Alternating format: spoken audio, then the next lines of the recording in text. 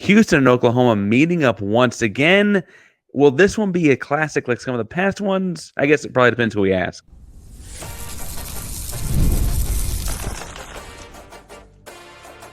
You are Locked On Sooners, your daily podcast on the Oklahoma Sooners. Part of the Locked On Podcast Network, your team every day. All right, this is a crossover edition of Locked On Cougs and Sooners one more time with John Williams and Parker Ainsworth. John, I'm scared of some guys like Marcus Strong in this matchup. I'm not so terribly scared of the matchup as a whole, as I mentioned earlier, but I do think it's kind of thing where the Oklahoma front seven is going to make a big difference here. Tell me what names I need to know. So Marcus Strong's a good one, but he's like on the 3 deep at defensive tackle. He didn't get into the game until like the last drive for Temple and came away with 2 sacks. So that's kind of what you're dealing with when you're talking about Oklahoma. This was a team that desperately needed to retool its defensive tackle group, and they've done so in a phenomenal way. Dominic Williams was one of the hot names in the spring transfer portal window. They bring him in. He's starting at the nose tackle position for you. Jaden Jackson was a guy that was kind of under the radar for a lot of his recruitment in the 2024 cycle, but really picked up a lot of buzz when David Stone started dropping his name and making sure people knew, like, hey, watch out for this guy. The only reason I'm so good is because of this dude. And a true freshman defensive tackle has earned a starting role on Oklahoma's defense, the first time that that's happened since Tommy Harris in the early 2000s. So Dominic Williams, Jaden Jackson, 2 dudes on the defensive tackle spot, followed by Grayson Halton, who came through with a big game, had a sack and a half, a forced fumble. David Stone, the former 5-star freshman that is kind of getting his feet wet in college football and still has, a lot of things he's got to kind of work on, but has all the talent to be a dominant force in the middle. And then the edge room has been solid over the last couple of years under Brent Venables, with Ethan Downs, 4.5 sacks each of the last 2 years. But what they've really needed is more juice off the edge. We talked about Dylan Stewart in the last segment. Oklahoma hadn't really had a guy that brings the speed rush off the edge over the last couple of years. Well, they've been waiting on a guy like R. Mason Thomas, who is now healthy, been dealing with injuries his first 2 years on campus, but he's healthy and looks like he's ready to contribute at a high level for the Sooners. And then you go to the linebacker core, man, and it is just absolutely stacked. You got Danny Stutzman, a preseason All-American, preseason All-SEC selection by both the media and the coaches. He's going to be a top 50 pick in the NFL draft. It just depends on does a team like him enough to take him in the first round or in the early part of the second round when it comes to him. But they've got a group of 2022 4-star prospects or 2022 4-star signees in Kip Lewis, Kobe McKenzie, and Jaron Kanik, who kind of had quasi breakouts last year, but are really now significant parts of Oklahoma's defense or linebacker rotation, along with a guy like Lewis Carter, who was a 2023 4-star prospect. So, and Samuel Masigo, a 2023 4-star prospect. So, all right, I've already heard a lot of names. I don't know about that's the front seven. Man. That's the front seven. They're rotating dudes. They're going to get a lot of guys involved, man. It's the best it's been under Venables, and maybe the best it's been since Venables was here before. Well, and so I think that's kind of my thing is I mentioned earlier, I think the matchup here is interesting in that Oklahoma's strength will be Houston's weakness, and the places Houston should be able to exploit Oklahoma, like Oklahoma's weakness, are maybe the things that, honestly, I think Houston was always going to do well. I feel comfortable with Houston's defense, but talk to me about that offensive line, because where I think of Houston's defensive line as being a strength, Keith Cooper, key Tulane transfer, came over with Willie Fritz. He's a pretty big playmaker over there. The Oklahoma offensive line is a lot more question marks from their defensive front. Yeah, and that's what I want to know from you is, because Oklahoma's offensive line kind of struggled with Temple a little bit, and not in a way that's like, oh, okay, they can fix it by just adding a couple bodies. No, it's got to get better in a significant way.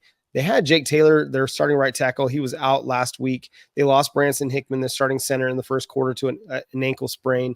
Both those guys should be back for this week. But what is it about Houston's defensive line that kind of gives you some confidence? You talked about Cooper as a potential playmaker up front, but I mean, there's a chance that could be an opportunity for Houston to kind of assert itself in this game. So I like Keith Cooper a lot. He's a defensive end, a probable pro, transfer from Tulane to Houston with Willie Fritz, I think, to have a better shot. Tulane, I think, would just been hard just from a visibility standpoint. Um, they have Brandon Mack. He's an edge rusher, quasi. They call it a dog. It's kind of a hybrid position between a linebacker and a defensive end. He's an Ole Miss transfer from a year ago. He's played some SEC football before. He kind of understands the show. He looks the part every bit. And then honestly, the other guys say that gets after the passer is actually a linebacker. Michael Batten gets really involved in the run game and stuff, and he's just so shifty and quick. He's not very big. He transferred into Houston from most recently Louisiana Monroe, but he just evades guards really well. He's just shifty enough to evade guards in that interior spot as a linebacker. On the whole, I think the secondary is probably stronger as far as things go. Houston's defense, I think, though, is they gave up 27 points to UNLV, but I would stress folks that look at that score maybe don't know a lot about UNLV that they were hanging 35 and 40 the last couple of years on folks. It's a good offense. The go-go offense Brennan Marion runs is very real. And that 7 of those points came on a Donovan Smith pick 6. So that's not even necessarily the defense's fault either. And I mentioned it after the game on my Monday and Tuesday reaction shows that I thought Houston's defense, unfortunately, is getting lumped into the catastrophe that was last weekend because they played pretty well, honestly. You only give up 20 points to that offense. I think that's a win for your defense. I think so too. You only give up 20 points in college football, and you should win games. So that brings me to the offense. Like, what's up with the offense? And Donovan Smith's a guy that Oklahoma fans are familiar with from his time at Texas Tech.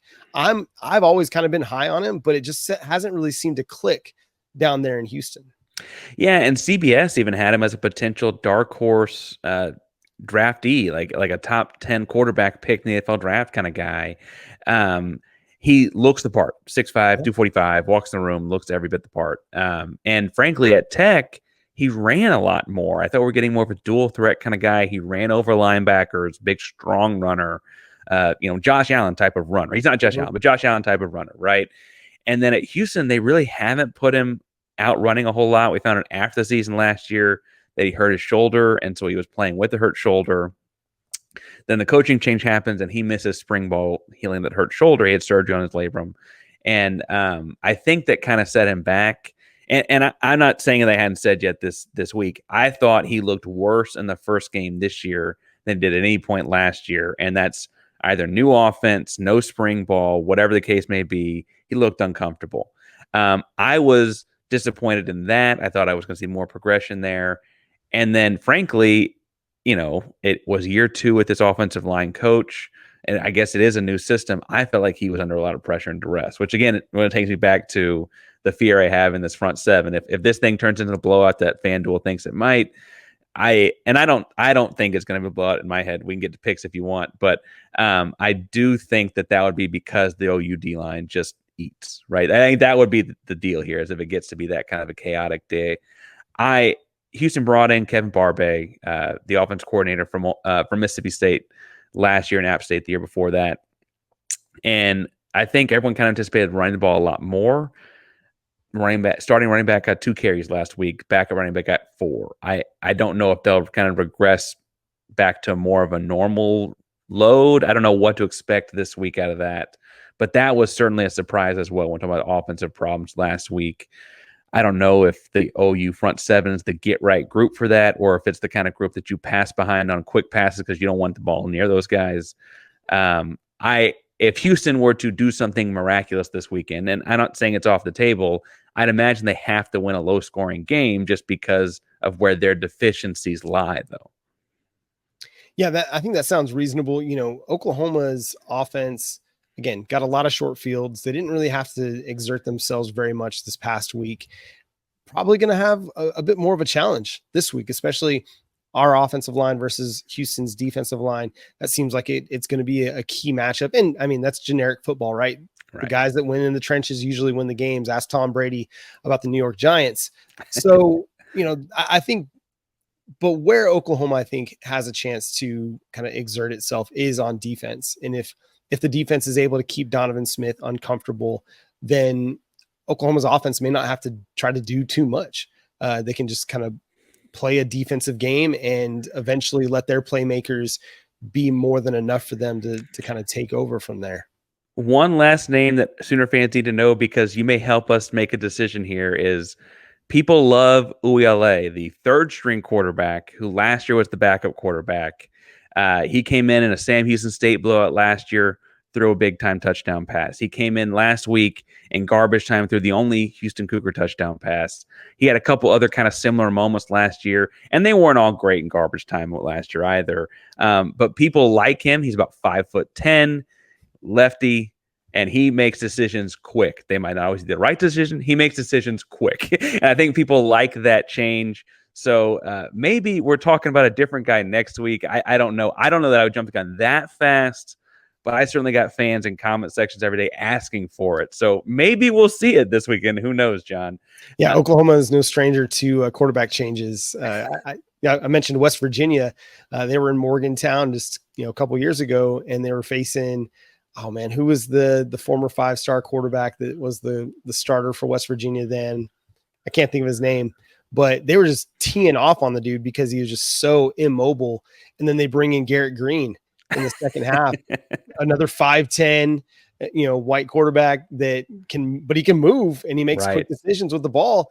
And Oklahoma ended up losing that game to the Mountaineers. So, man, you just never know. Willie Fritz might decide to get in his bag and just throw a changeup at Oklahoma's defense. Well, on the quarterback spot, not that I anticipate you'll making a change this weekend. Last word, I want to hear about Jackson Arnold, because I don't know anything about this kid outside that he was a crazy high-ranked recruit. He's your quarterback. You mentioned he's starting this year and that they didn't have a whole lot of tests last weekend. What's your read on the kid? Because I can't get one because I haven't seen him play a lot. I think he's going to be great. I really do. And my, Locked On Sooners listeners and followers, they know my stance on it. I'm very, very optimistic about his potential with the Oklahoma Sooners. He has the size, he's got the arm strength, he's got the accuracy, he's got the intangibles. He's a quieter kid than some of the quarterbacks they've had in recent years. But to be fair, you couldn't be louder than Baker. No, you couldn't be louder than Baker or more flamboyant than Spencer or Caleb. But he's just kind of understated. He just kind of goes about his business.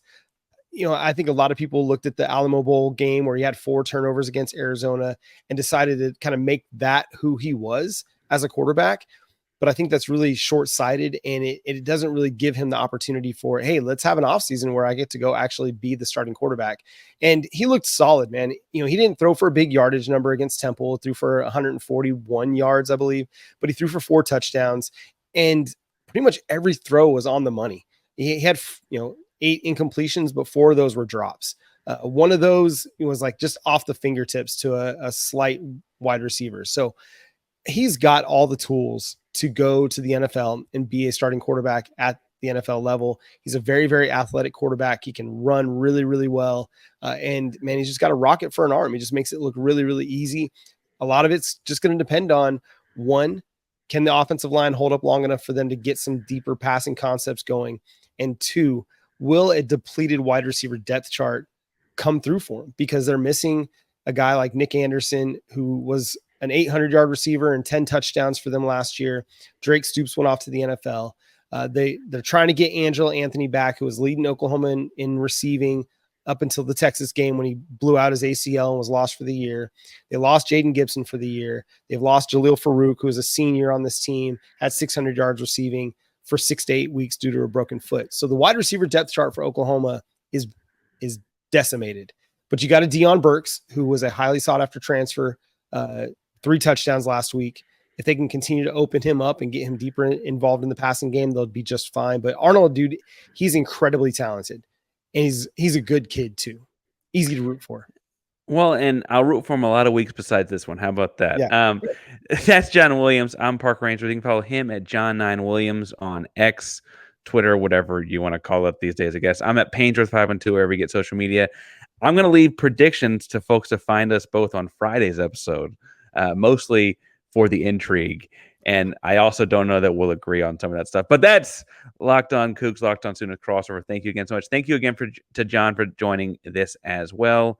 Locked On Cougs and Locked On Sooners are both proud members of the Locked On Podcast Network. If you're looking for a second listen of the day, go check out Spencer over at Locked On college football. Thanks again, folks. Go Cougs.